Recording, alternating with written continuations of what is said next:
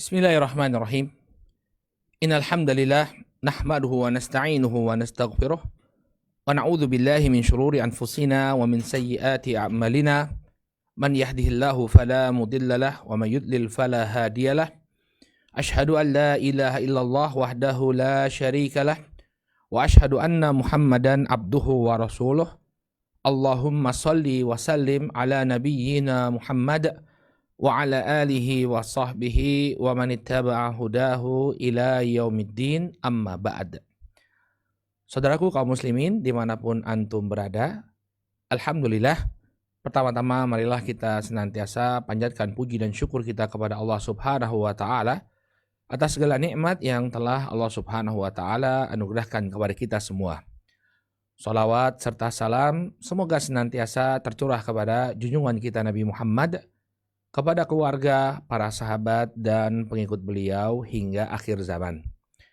Insya Allah kita akan kembali melanjutkan pelajaran kita membahas tarikh atau sejarah dari kekhilafahan Bani Umayyah. Kita telah bahas akhir-akhir ya atau senjakala dari kekuasaan Bani Umayyah. Terakhir kita telah membahas tentang perang Sungai Zab Al-Akbar. Ya, sebagaimana yang telah kita sebutkan bahwa terjadi pertempuran besar-besaran antara pasukan Bani Umayyah dan pengikutnya Bani Abbas di tepi Sungai Zab Al-Akbar.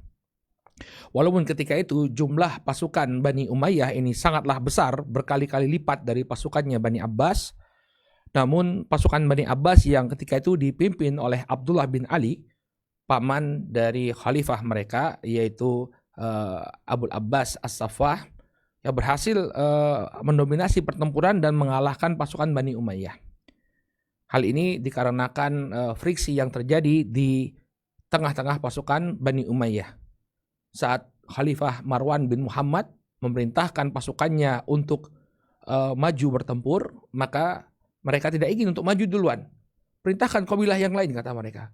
Kemudian ketika dia berpaling kepada kabilah yang lain, kabilah ini juga tidak mau. Pilihkan kabilah yang lain. Akhirnya semuanya tidak ada yang mau maju ke medan pertempuran.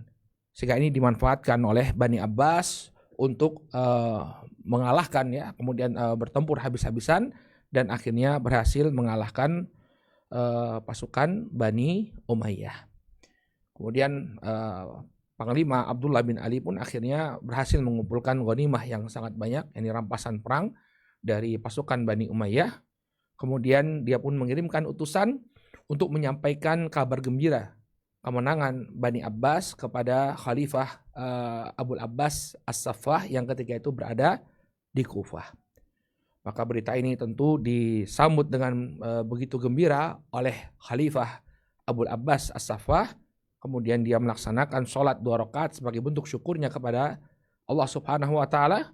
Kemudian dia membagi-bagikan tambahan tunjangan bagi pasukannya yang ikut berperangan. Kemudian dia membaca firman Allah Subhanahu wa Ta'ala dalam surat Al-Baqarah ayat ke-249, kam min fi'atin qalilatin ghalabat fi'atan katsiratan biiznillah wallahu ma'as sabirin.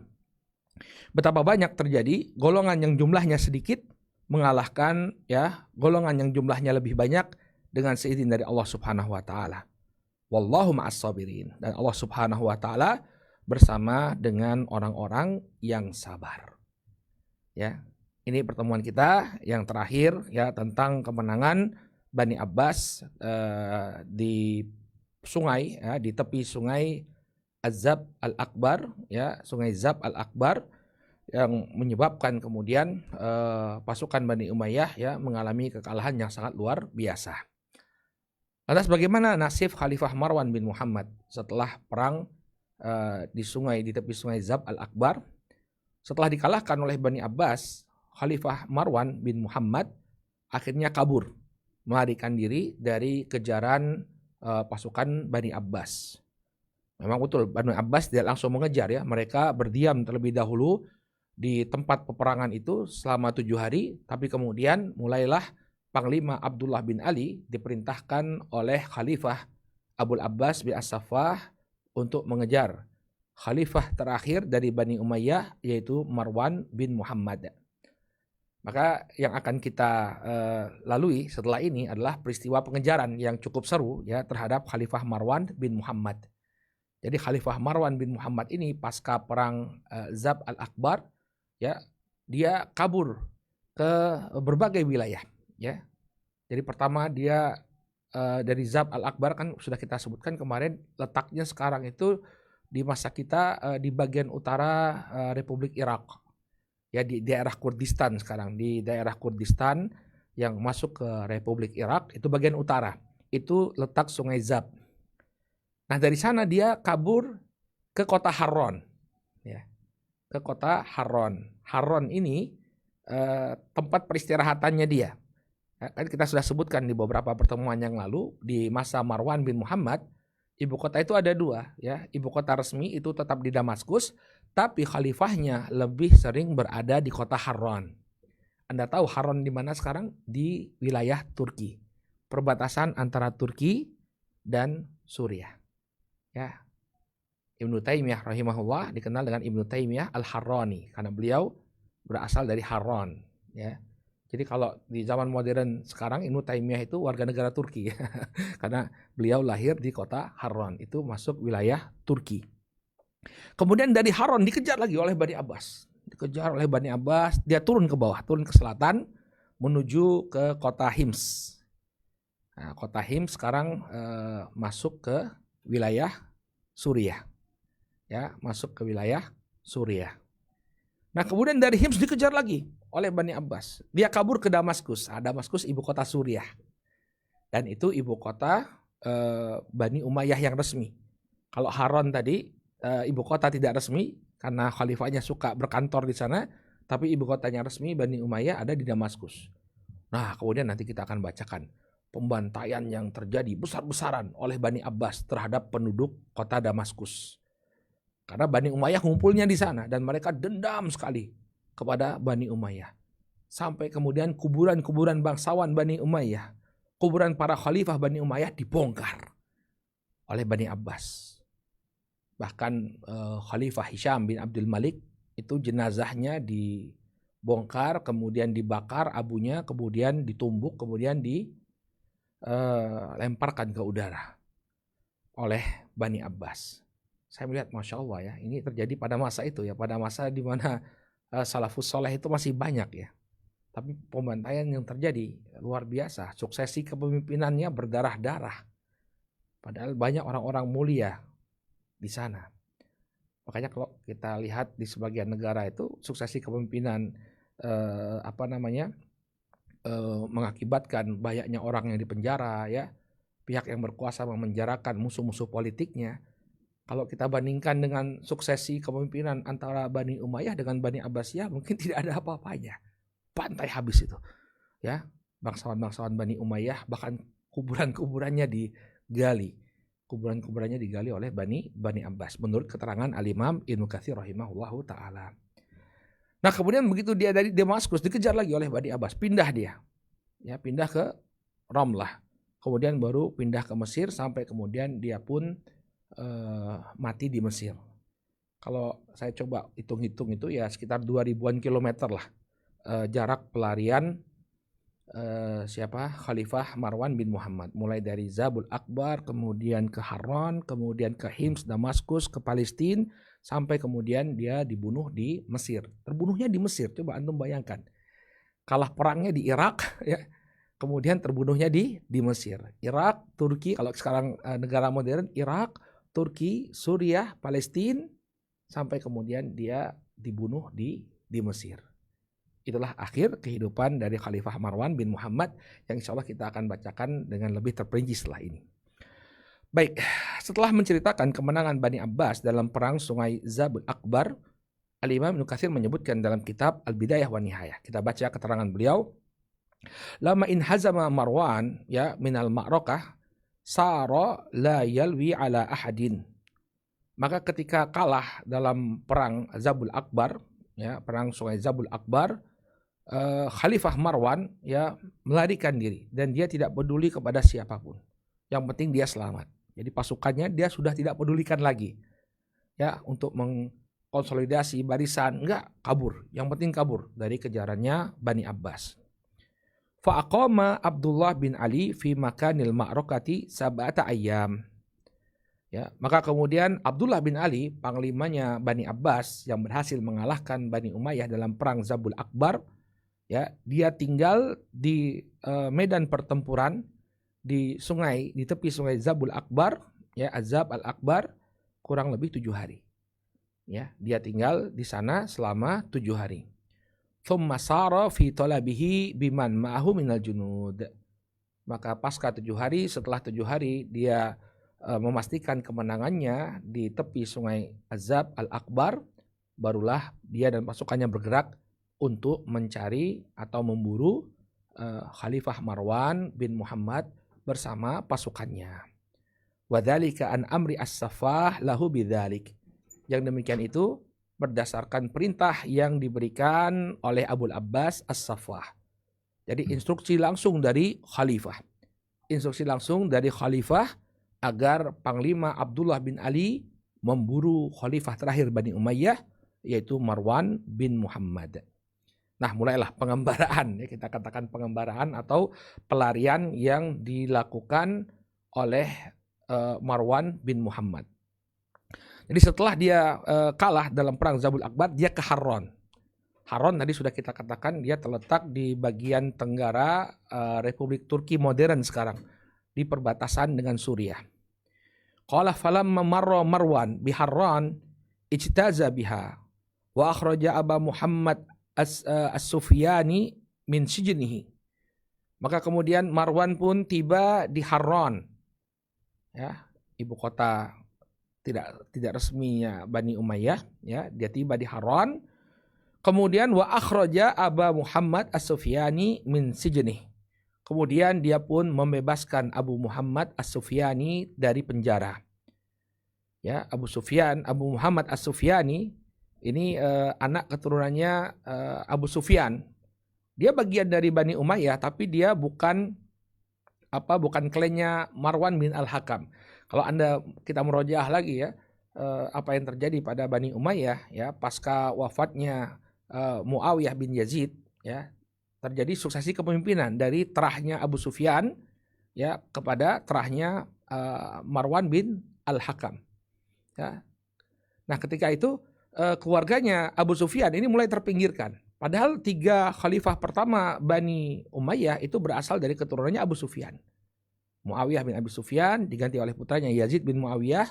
Yazid meninggal, sempat diganti sementara oleh putranya Muawiyah bin Yazid. Kemudian Muawiyah bin Yazid meninggal dunia, terjadi konflik perebutan kekuasaan di internal Bani Umayyah, lalu naiklah Marwan bin Al-Hakam.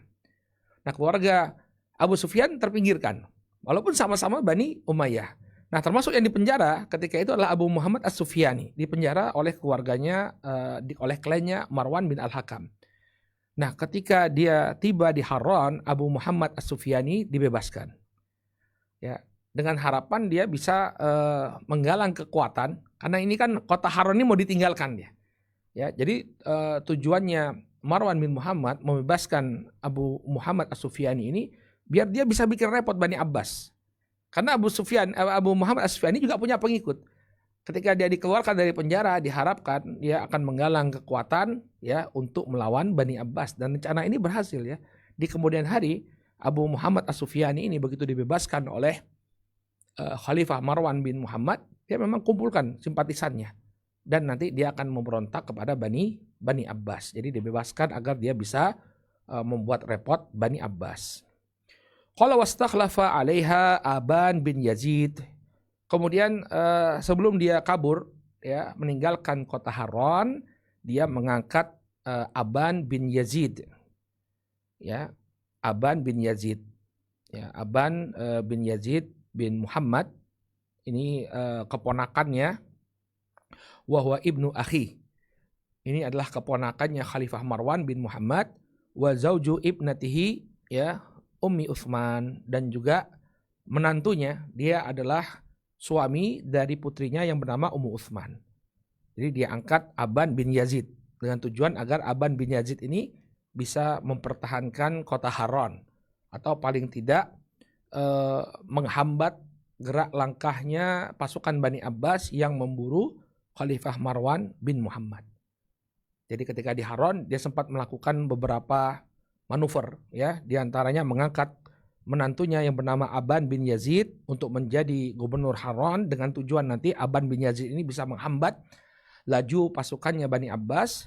Kemudian dia bebaskan juga Abu Muhammad As-Sufyani dengan tujuan nanti Abu Muhammad As-Sufyani mengumpulkan simpatisannya lalu membuat repot Bani Abbas. Ini menunjukkan kecerdikan Marwan bin Muhammad. Ya, paling tidak bisa bikin menghambat, ya. Walaupun tidak berhasil 100%, paling tidak bisa menghambat laju pasukannya Bani Abbas. Namun tidak sesuai dengan apa yang diharapkan. Ya, sudah diangkat, yang diangkat adalah menantunya, ya, keponakannya, dan berasal dari terahnya Bani Umayyah. Ternyata ketika Bani Abbas tiba di kota Harran, Aban bin Yazid malah menyerah.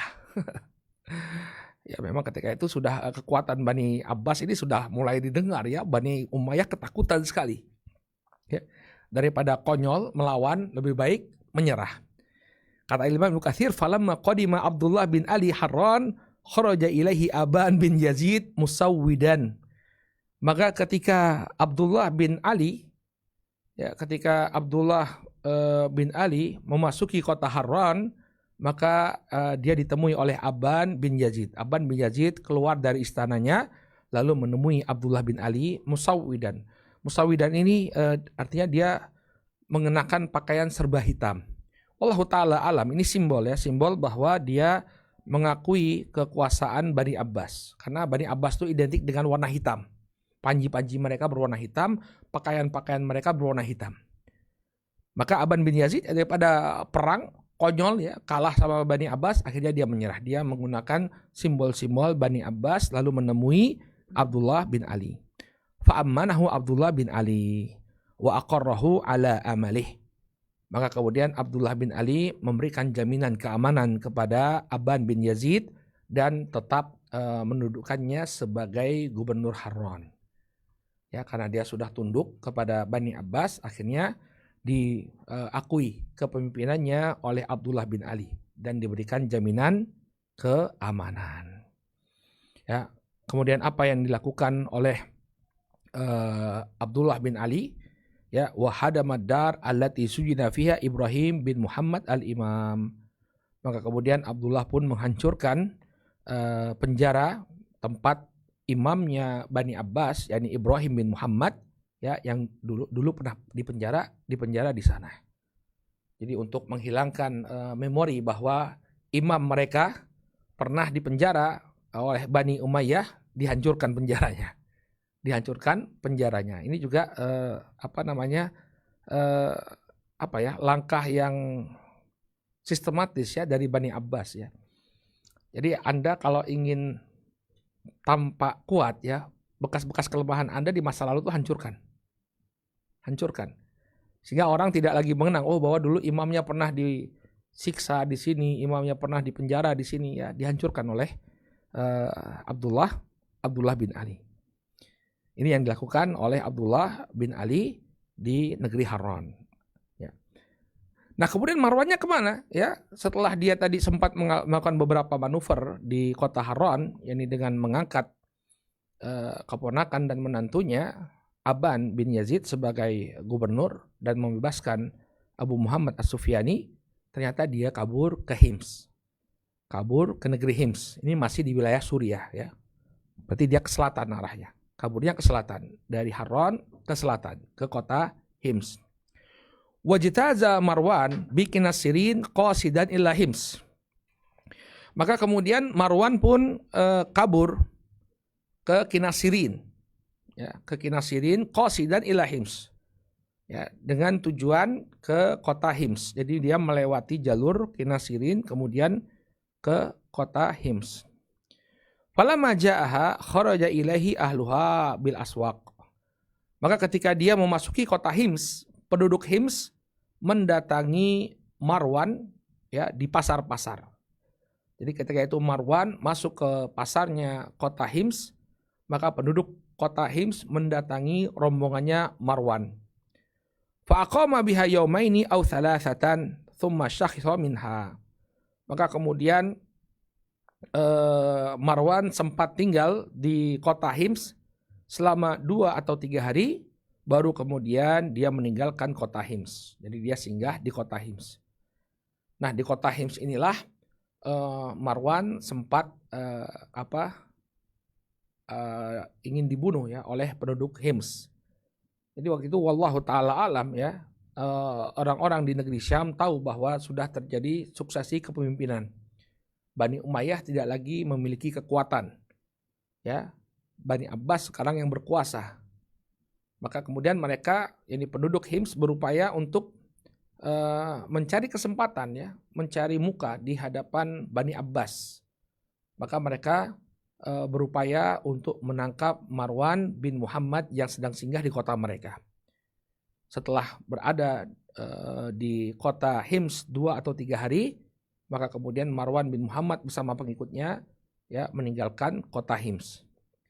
Namun apa yang terjadi? Falamma ra'au qillata man ma'ahu ittaba'uh.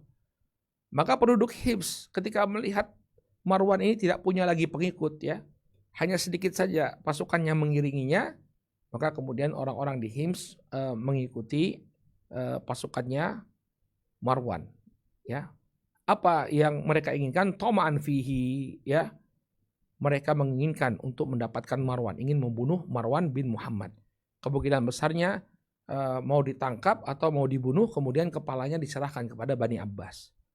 Ya, nah, ini menunjukkan ketidakcintaan ya penduduk Hims kepada Marwan bin Muhammad. Kalau dia seorang pemimpin yang dicintai, niscaya rakyatnya akan berusaha untuk melindungi. Tapi ini mereka justru mengincar Marwan bin Muhammad, ingin dibunuh, kemudian diserahkan kepada Bani Abbas. Wa qalu mar'ubun munhazimun ya. Marwan ini sudah takut ya dan berhasil dikalahkan. Ayo kita buru dia. Ya, kita buru dia karena dia tidak lagi punya kekuatan, dia tidak lagi punya pasukan, pasukannya sedikit sekali.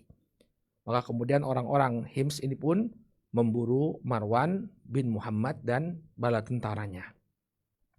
Qala fadrakuhu biwadin inda Hims. Maka kemudian mereka pun berhasil menyusul rombongannya Marwan di sebuah lembah yang terletak tidak jauh dari kota Hims. Fa'akmana lahumul amirain.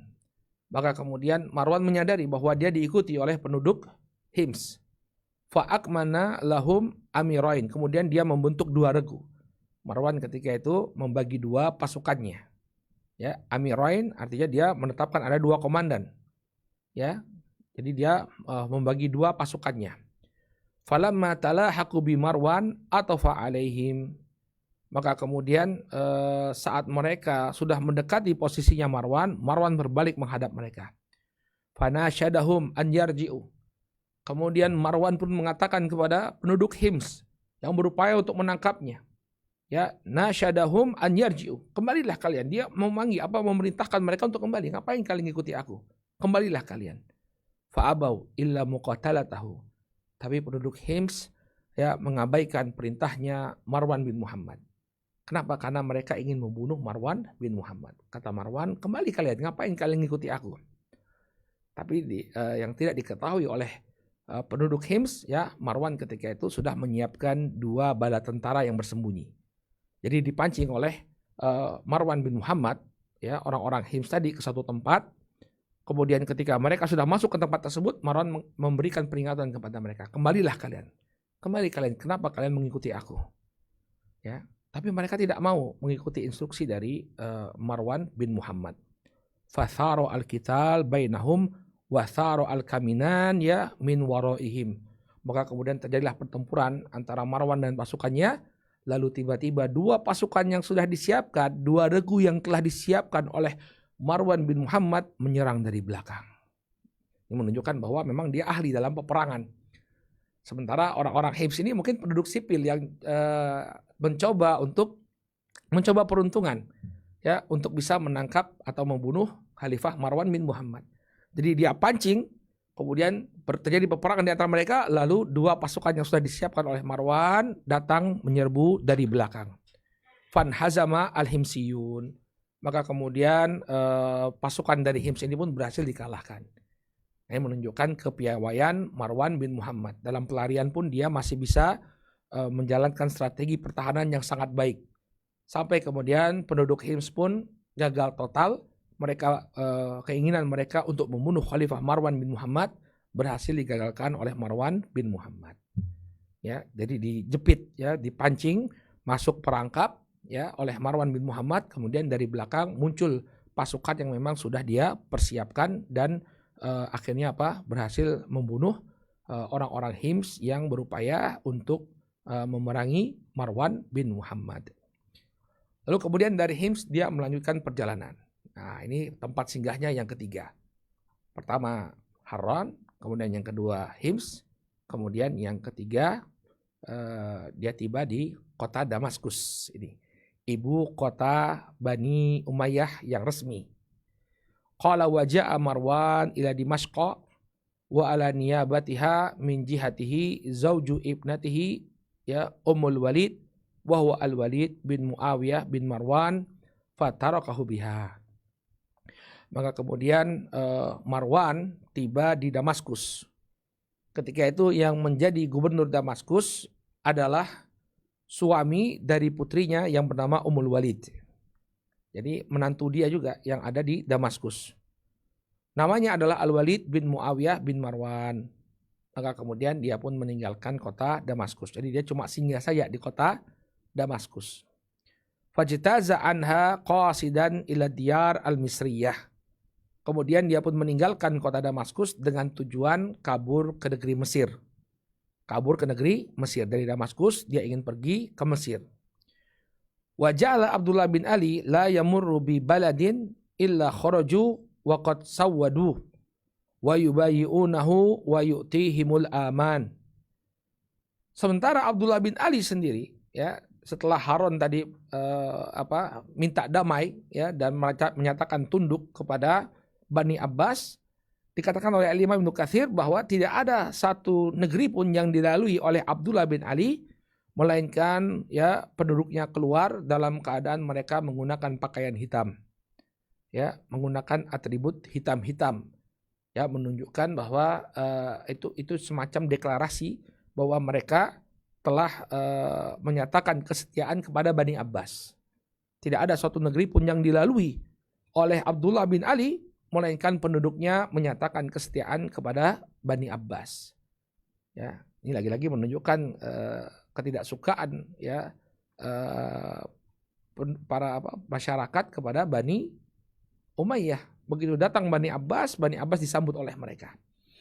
Ya. Atau bisa jadi juga mereka takut sama Bani Abbas, ya. Kalau mereka tidak menyatakan kesetiaan, mereka yang dibantai oleh Bani Abbas. Maka mereka keluar dan menyatakan kesetiaannya, fayubayyi'unah, kemudian mereka pun membaiat Abdullah bin Ali. Artinya membaiat Bani Abbas, mengakui kekhilafan Bani Abbas, wa yu'tihimul aman. Maka sebagai balasannya, karena mereka sudah berbaiat kepada Bani Abbas, Abdullah bin Ali pun memberikan jaminan keamanan kepada mereka. Jadi lancar jalannya, ya. Di Harran, kemudian ke berbagai negeri, ya, dia mendapatkan banyak kemudahan. Bani Abbas mendapatkan banyak kemudahan, penduduk-penduduk negeri menyatakan kesetiaannya kepada Bani Abbas.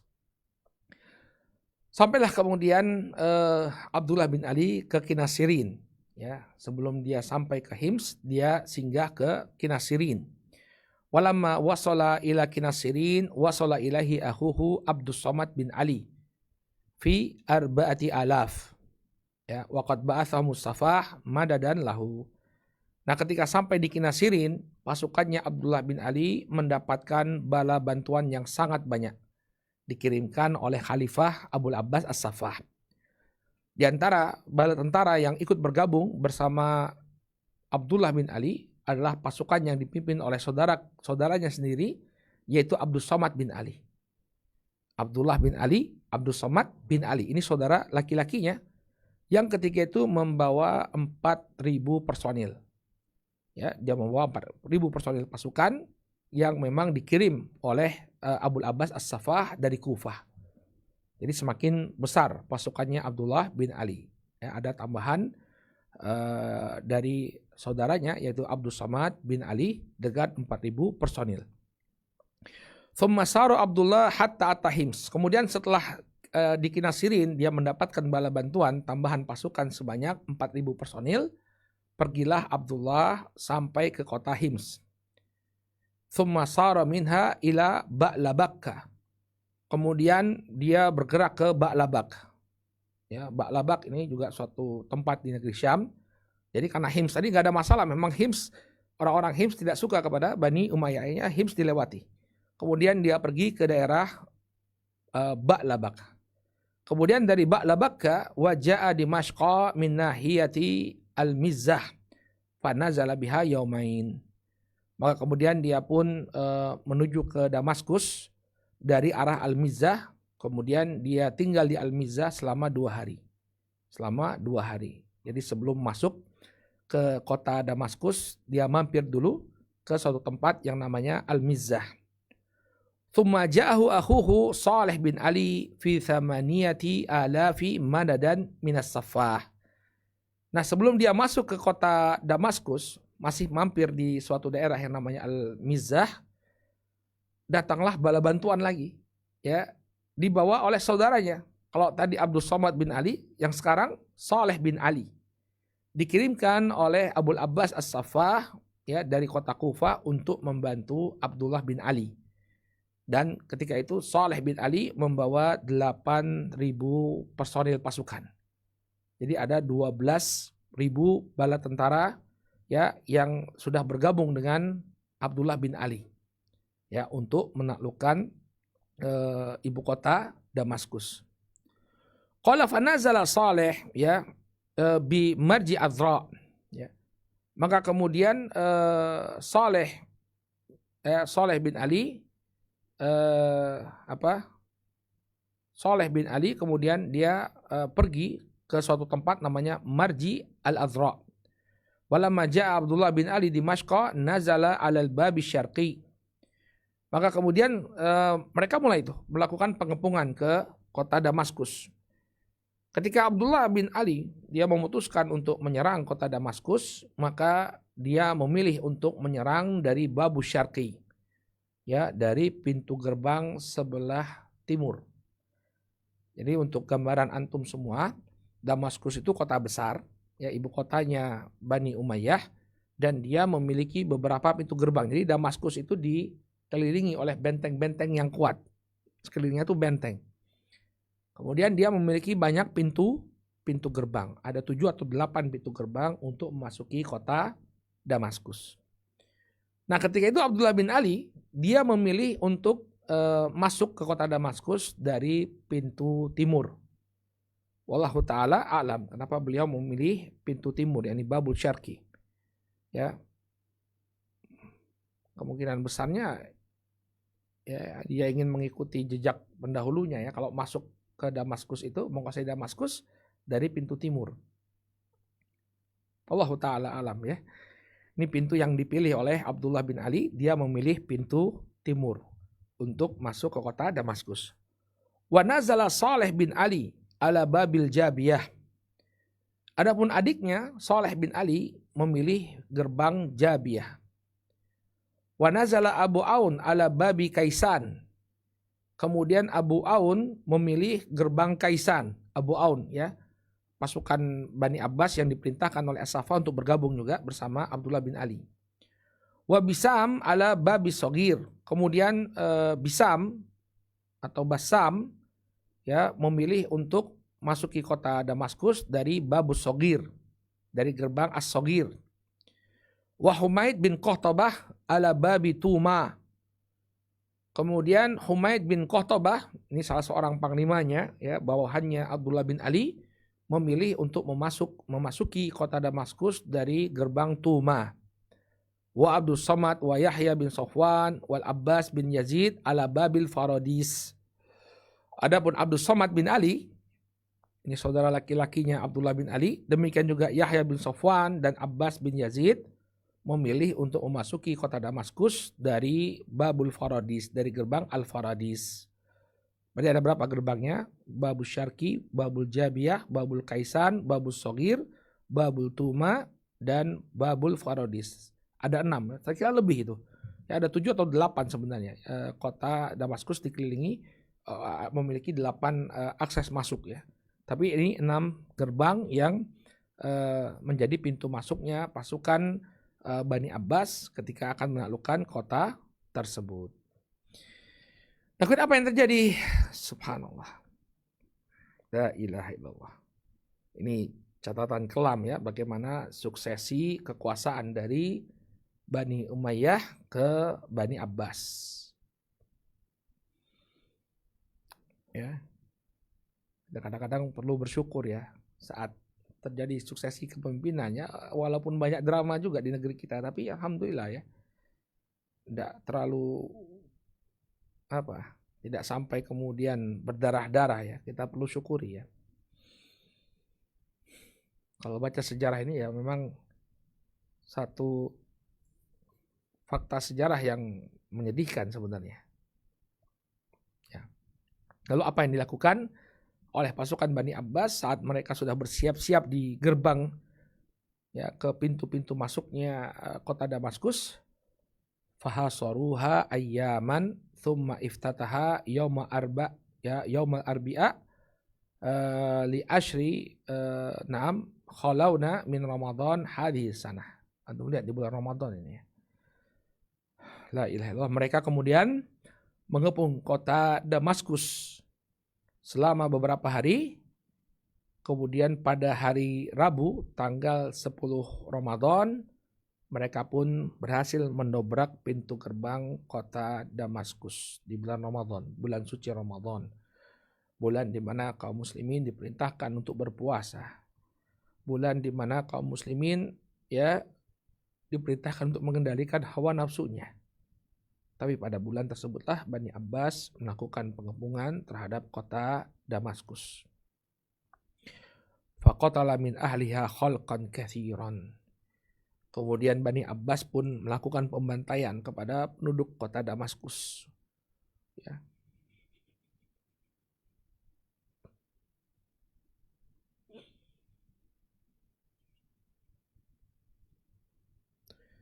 Wa abahaha thalatha sa'at. Kemudian selama 3 jam Bani Abbas menghalalkan kota Damaskus. Ini istilah ya. Wa abahaha thalatha sa'at. Ini artinya mubah bagi pasukan Bani Abbas untuk melakukan apapun di kota Damaskus. Mau dia menumpahkan darah, ya, kemudian ya mengambil harta penduduk Damaskus. Selama 3 jam kota Damaskus dihalalkan. Wahadama suroha. Kemudian mereka pun menghancurkan ya tembok-tembok kota Damaskus. Ibu kota Bani Umayyah ya, yang sudah lama sekali menjadi pusat pemerintahan mereka. Bahkan sebelum berdirinya Bani Umayyah, ya Muawiyah itu membangun kekuatannya dari kota Damaskus sebagai ibu kota negeri Syam di masa kekhilafahan Umar bin Khattab dan Utsman bin Affan. Sampai kemudian terjadi peperangan antara Muawiyah dan Ali bin Abi Thalib radhiyallahu taala anhuma. Baik. Kemudian Al-Imam Ibnu Katsir rahimahullahu taala ya menyebutkan apa sebab jatuhnya Damaskus ke Bani Abbas. Ya. Al-Imam Ibnu Katsir menyebutkan wa yuqal inna ahlaha lamma hasarahum Abdullah bin Ali ikhtalafu fi ma bainahum. Dan disebutkan bahwa penduduk Damaskus sebenarnya mereka berselisih pendapat. Saat kota Damaskus dikepung oleh Abdullah bin Ali, terjadi persisihan yang demikian sengit di antara mereka. Ma baina Abbasi wa Umawi. Ada di antara mereka yang memihak Bani Abbas, ada pula di antara mereka yang memihak Bani Umayyah. Hatta iktatalu, sampai di dalam kota Damaskus mereka saling membunuh. Jadi saat sudah dikepung oleh Bani Abbas, ya terjadi perselisihan sengit di antara penduduk kota Damaskus. Mereka saling bunuh. Ada yang ingin bergabung dengan Bani Abbas, ada yang tetap setia kepada Bani Umayyah. Faqatala ba'duhum ba'dah. Maka sebagian di antara mereka membunuh sebagian yang lain. Wa qatalu naibahum. Bahkan gubernur Damaskus mereka bunuh. Thumma sallamu al-balad. Kemudian merekalah yang kemudian menyerahkan kota Damaskus kepada Bani Abbas. Wa kana awwala man sa'ida as-suwar min nahiyatil bab asy-syarqi rajulun yuqalu lahu Abdullah At-Ta'i. Ya, Abdullah At-Ta'i. Kemudian kata Imam Ibnu Katsir rahimahullah, orang yang pertama menaiki tembok dari gerbang syarqi, ya, dari gerbang syarqi adalah seorang laki-laki yang bernama Abdullah At-Ta'i. Jadi dia yang membuka pintu gerbang Asy-Syarqi di mana Abdullah bin Ali masuki kota Damaskus dari sana. Jadi dia memanjat tembok kota Damaskus, masuk ke kota Damaskus, kemudian dia membuka pintu gerbangnya. Wa min nahiyati babi shaghir Bassam bin Ibrahim. Ya. Adapun yang membuka pintu Babus Shaghir ya adalah Bassam bin Ibrahim. Dia yang naik ke atas tembok Babus Shaghir, kemudian dia membuka pintu gerbang bagi pasukan Bani Abbas untuk masuk ke kota Damaskus. Tsumma ubihat Dimashqa 3 saat. Kemudian ketika gerbang-gerbang itu berhasil dibuka, ini realita yang betul-betul menyedihkan ya. Ubihat Dimashqa 3 saat, ya, kota Damaskus dihalalkan ya selama 3 jam. Ya, pasukan Bani Abbas bebas untuk melakukan apa yang mereka lakukan dalam kota tersebut. Hatta qila innahu qutila biha fi hadhil muddah nahwan min 50 alfan.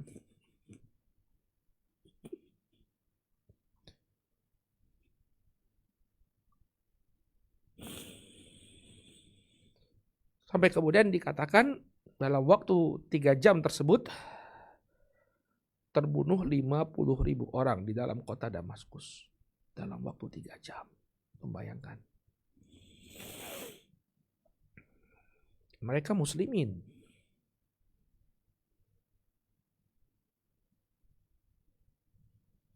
Menjadi korban perebutan kekuasaan antara Bani Abbas dan Bani Umayyah. 50.000 orang dikatakan oleh Al-Imam Ibnu Katsir rahimahullahu ta'ala. 50 alfan itu 50.000 nyawa kaum muslimin melayang dalam waktu hanya 3 jam.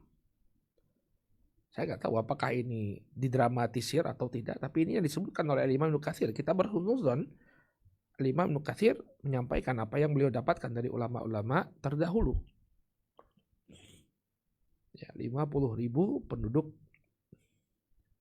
kota Damaskus ya terbunuh dalam waktu 3 jam. Baik. Kemudian lebih detailnya di sini Al-Imam Ibnu Katsir ya menyebutkan kisah pengepungan kota Damaskus.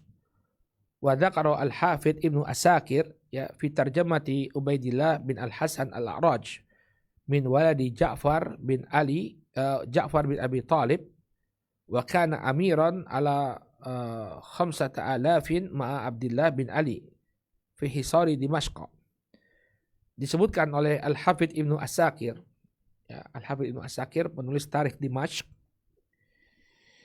ketika beliau menyebutkan biografi Ubaidullah bin Al-Hasan Al-A'raj, ya, salah seorang anak dari Ja'far bin Abi Talib, Al-Hasan Al-A'raj. Ubaidullah bin Al-Hasan Al-A'raj. Beliau menyebutkan wa kana amiran ala 5,000 ma Abdullah bin Ali. Dan Ubaidullah bin Al-Hasan Al-A'raj ini merupakan salah satu komandan ya dalam pasukannya Abdullah bin Ali. Dia memimpin 5.000 personil ketika mengepung kota Damaskus. Disebutkan dalam biografinya, annahum aqamu muhasiriha 5 ashhurin. Bahwa pengepungan Damaskus itu terjadi selama 5 bulan. Jadi pengepungan Damaskus itu tidak terjadi dalam waktu yang singkat ya. Jadi menurut sebagian riwayat dikepung selama 5 bulan. Wakila mi'atu yaumin, ya. Dalam sebagian riwayat dikatakan 100 hari. Wakila syahron wa nisfan. Dan dikatakan pula bahwa pengepungan itu terjadi 1,5 bulan, 1,5 bulan. Jadi tidak secara instan ya, Damaskus bisa dimasuki oleh pasukannya Bani Abbas. Ada jeda waktu pengepungan, ada yang mengatakan 5 bulan, ada yang mengatakan 100 hari, ada yang mengatakan 1,5 bulan. Lalu kemudian disebutkan oleh Al-Imam Ibnu As-Sakir, wa annal balada kana qad hassanahu naibu Marwan tahsinan aziman. Dan ketika itu kota Damaskus pada hakikatnya telah dibentengi dengan begitu kokoh ya oleh gubernur yang diangkat oleh Marwan bin Muhammad. Jadi waktu itu gubernur yang diangkat oleh Marwan bin Muhammad telah membangun benteng-benteng yang kokoh sehingga sulit sekali bagi Bani Abbas untuk menjebol benteng-benteng tersebut. Makanya tadi jeda waktunya lumayan ya. 5 bulan, ada yang mengatakan 100 hari, 100 hari berarti 3 bulan lebih. Ada yang mengatakan 1,5 bulan karena memang benteng Damaskus itu sudah demikian kokoh. Sulit untuk dijebol oleh musuh.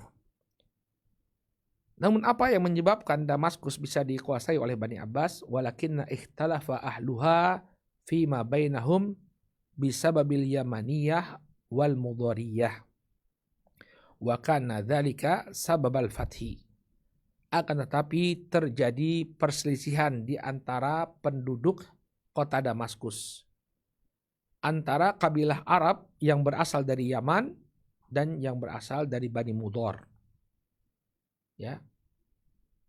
Jadi Yaman itu mewakili Arab Selatan, Mudhar ini mewakili Arab Utara.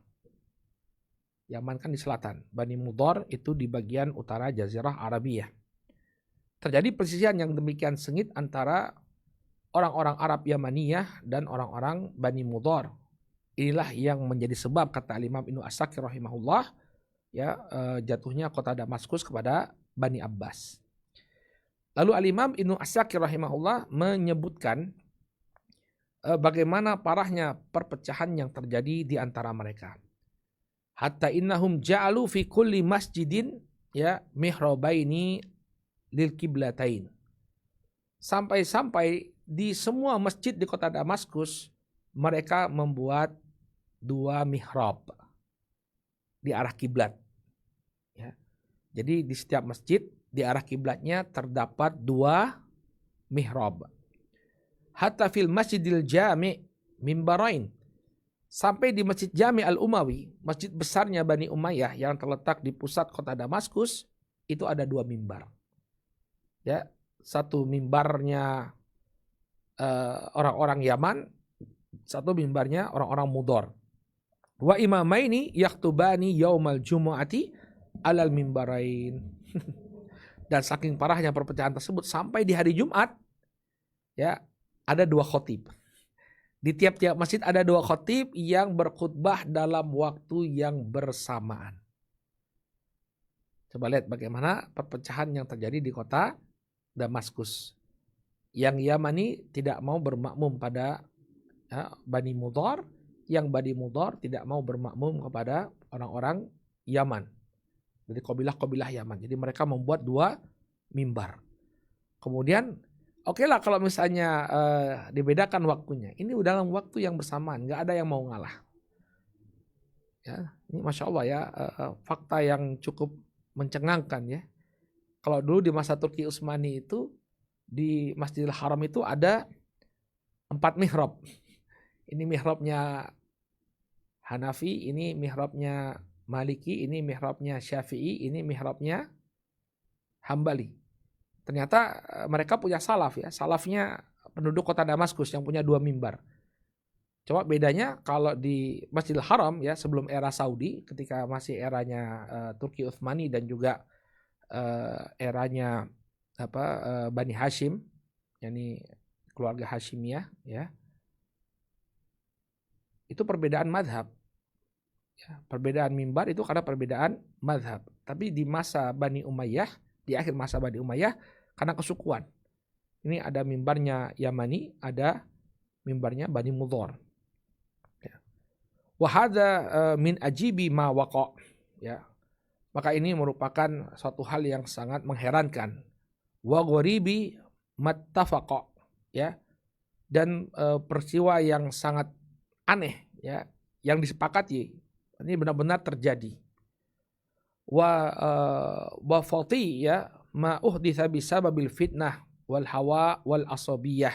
Dan kita bisa melihat hal-hal yang mengerikan muncul akibat fitnah, hawa nafsu, dan asobiyah, fanatisme golongan. Subhanallah.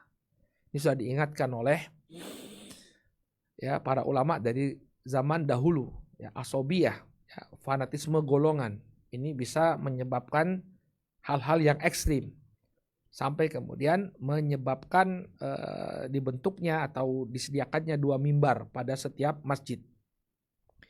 Qala nas'alullah as-salamah wal afiyah. Kita memohon kepada Allah Subhanahu wa taala keselamatan dan perlindungan dari Allah Subhanahu wa taala. Kemudian kata beliau waqad basata dzalika al-hafidz, ya, fi tarjamah al-mazkurah. Kemudian kata al-Imam Ibnu Katsir rahimahullah, ini semua telah disebutkan dengan panjang lebar oleh al-Imam Ibnu Asakir rahimahullah dalam biografi yang telah disebutkan. Ya. Baik.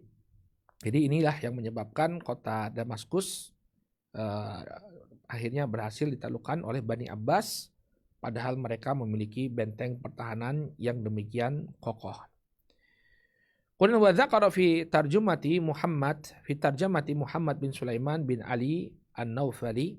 Kemudian dalam biografinya Muhammad bin Sulaiman bin Abdullah An-Naufali, Al-Imam Ibnu Asakir juga menyebutkan, ya, bahwa Muhammad bin Sulaiman ikut serta dalam pengepungan kota Damaskus. Beliau bercerita, kuntu ma'a Abdullah bin Ali awwala ma dakhala Dimashq. Ya, aku dahulu bersama dengan Abdullah bin Ali saat pasukannya memasuki kota Damaskus. Dakhalaha bisayfi 3 sa'at minan nahar. Dia memasuki kota Damaskus dengan pedangnya. Kemudian pertempuran terjadi selama 3 jam. Qala wa ja'ala masjida jami'iha sab'ina yauman istablan lidawabihi wa jimalihi. Kemudian sampai hati anak bacanya, ya kawan.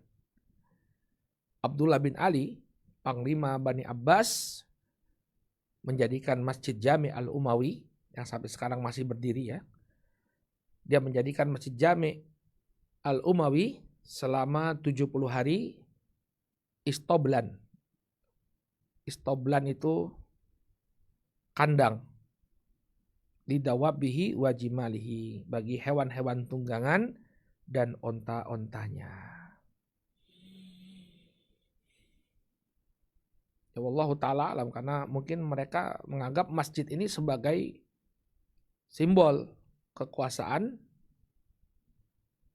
Bani Umayyah, ya, yang membangunnya kan Khalifah Bani Umayyah. Lalu apa yang dilakukan oleh Abdullah bin Ali?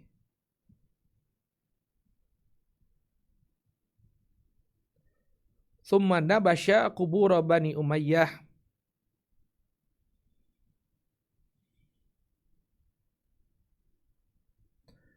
Kemudian dia pun membongkar kuburan-kuburannya Bani Umayyah.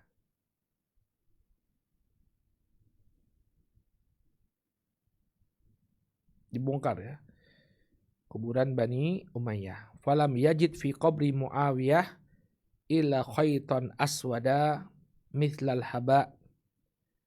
Namun ketika dia membongkar kuburannya Muawiyah bin Abi Sufyan, dia tidak mendapati kecuali, ya, tinggal seutas benang hitam. Jadi jenazahnya Muawiyah tidak berada dalam kuburannya. Wallahu ta'ala a'lam apa yang terjadi pada jenazahnya Muawiyah bin Abi Sufyan. Qala wa nabasya qabra Abdul Malik bin Marwan. Kemudian dia pun membongkar kuburannya Abdul Malik bin Marwan.